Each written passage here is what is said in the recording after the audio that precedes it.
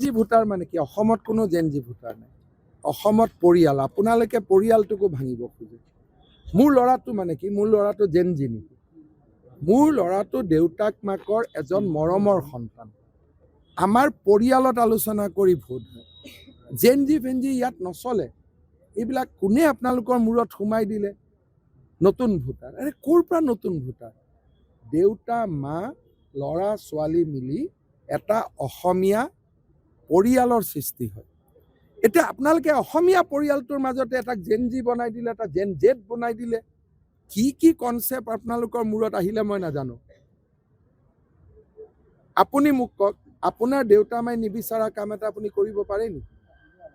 বিয়া বাৰু কৰোৱাৰ পিছতো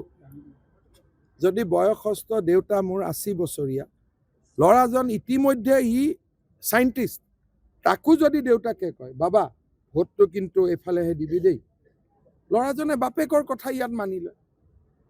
সেইকাৰণে অসমীয়া সমাজখনক আপোনালোকে কিবা জেনজি বনালে জেন জেড বনালে জেন ৱাই বনালে এইবিলাকতো মই জীৱনত কেতিয়াও নুশুনা কথা মোৰ ল'ৰা দুটাই ৰাতিপুৱা সুধিছে যে পাপা কাক ভোট দিব লাগিব তেনেকে সব ঘৰৰ ল'ৰা ছোৱালীয়ে দেউতাক মাকক সুধিছে বা দেউতাক মাকে ল'ৰাজনক সুধিছে যে বাবা মই কাক ভোট দিম এইটো নহয় যে অকল দেউতাক মাকক সুধে দেউতাক মাকে হয় ল'ৰা ছোৱালীক সুধিছে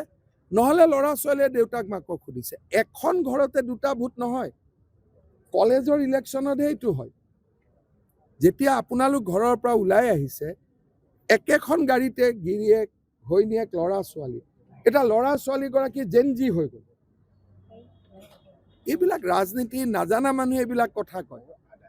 ৰাজনীতি জানা মানুহে অসমৰ পৰিয়ালটোক এজন বুলি ধৰি লয় যে এইটো এটা অসমীয়া আদৰ্শ পৰিয়াল জেনজি কোড হয় বাংলাদেশত হয় জেনজি কোড হয় নেপাল হয়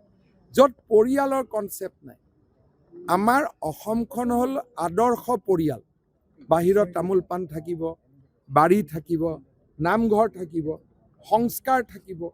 আমাৰ ইয়াতে জেনজি টেনজি নচলে কোনোবাই জেনজি কৰিলে বাপেক মাকে তাক ধৰি লৈ যাব পিছদিনাখন এই তোক মই হোষ্টেলত এইবিলাক কৰিব পঠাইছো নেকি আৰু সিও গুচি যাব গতিকে এইবিলাক নিউ ভোটাৰ জেনজি ভোটাৰ এইবিলাকৰ চিষ্টেম নাই পৰিয়াল আপোনাৰ পৰিয়ালটোৱে কাক ভোট দিলে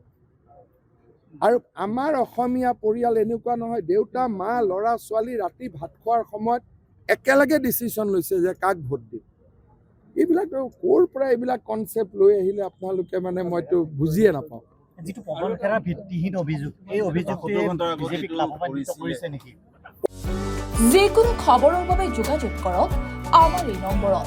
9181 307 2221